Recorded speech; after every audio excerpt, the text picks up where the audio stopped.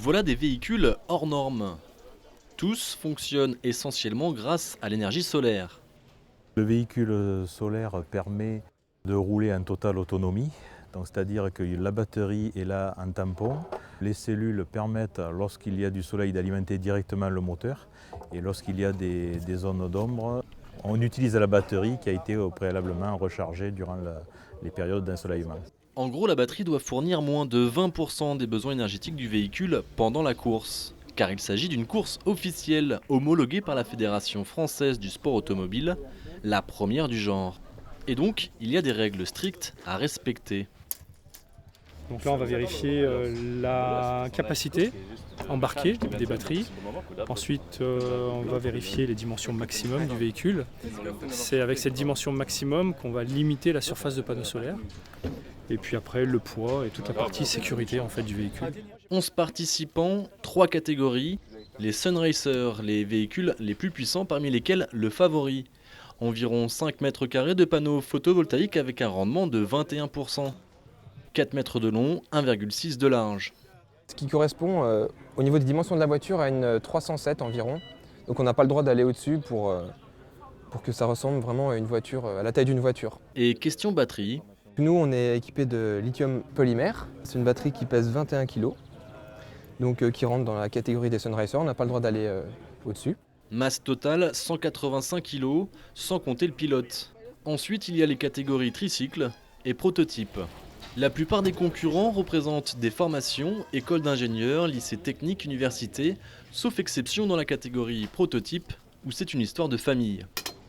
Alors l'idée, elle était donc dans un sens un peu de la formation des enfants, de les décomplexer par rapport au fait d'imaginer quelque chose et d'aller jusqu'à la réalisation. Et puis aller au bout avec le souci de la finition et la récompense évidemment, de se retrouver ici avec des universités, des écoles d'ingénieurs et des scientifiques. Donc c'est une grande fierté d'être aujourd'hui à la fête à côté de ces gens-là. Mais l'heure n'est plus à la fête, mais à la compétition. 3, 2, 1, C'est parti donc pour la première manche, elle va durer 3 heures. Objectif, faire le plus de tours possible sur une boucle de 2 km 400, en gérant au mieux l'autonomie de la batterie et de l'énergie solaire. Par exemple, pour certains véhicules au-delà de 60 km/h, c'est la batterie qui compense. Ou bien dans les zones d'ombre où la batterie est essentielle. Certains véhicules peuvent atteindre une vitesse de pointe de plus de 100 km/h. Pendant ce temps, juste à côté, une autre course a lieu. Des modèles réduits. On a en tout 250 élèves pour s'affronter sur ces courses d'endurance. Et ça, c'est vrai que c'est hyper intéressant puisque c'est de l'échange, de la rencontre, de l'explication entre eux, mais aussi avec le public. En somme, c'est un week-end où l'on fête le soleil en Savoie.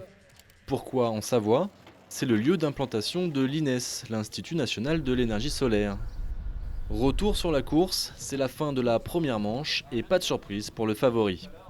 On est premier, ouais. Pourvu que ça dure. Tant que ça marche, ça va. Mais nous, on n'est jamais sûr de finir en fait. Si pour eux tout va bien, ce n'est pas le cas pour tout le monde. Où est-ce que c'est cassé? regarde la cornière. Oh putain. Le L là qui est tout tordu. Ah oui. Oh bah il y a du pété.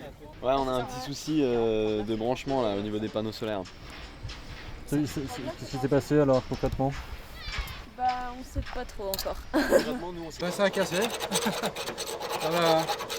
Une rasure qui a lâché sur la transmission secondaire. De toute façon, ce soir, l'atelier est pas loin, donc ça va faire une des choses à faire. Bon, du coup, on n'est pas couché, quoi. Mais voilà, quoi. Demain, il y a 6 heures à tenir. Effectivement, le lendemain, une deuxième manche a eu lieu, 2 fois plus longue. Mais pour certains, les pannes ont continué, et pour d'autres...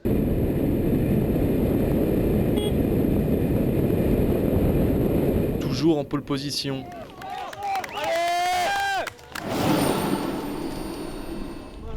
À l'arrivée, le grand vainqueur, toutes catégories confondues, aura parcouru 118 tours sur les 2 manches, soit 283 km en 9 heures. Bravo les mecs, bravo l'équipe. C'était C'était quoi le plus difficile alors finalement sur cette course? C'était de gérer la voiture surtout, pour pas que gérer l'énergie, pas trop en dépenser, pas aller trop vite, et puis en même temps savoir gérer la concurrence, donc tourner à plein régime. Alors demain, les voitures solaires vont-elles apparaître sur le marché automobile classique? Sur des voitures type ville, ça sera qu'une partie, parce que rouler au soleil pur, ça c'est vraiment délicat quand même, il faut un équilibre assez limité, quoi. Il faut vraiment que tout soit optimal au niveau de la voiture. Mais finalement ce genre de prototype montre que c'est possible. Alors c'est peut-être vraiment très poussé, mais nous, les trois premiers, les trois Sun Racers, ils roulent en soleil pur. Et ça c'est quand même assez remarquable à montrer que finalement on est poussé juste par les photons et ça roule, quoi. C'est terminé pour l'édition 2012, mais rendez-vous en 2013 pour constater les évolutions des performances, voire peut-être en 2014 pour une course à travers toute l'Europe.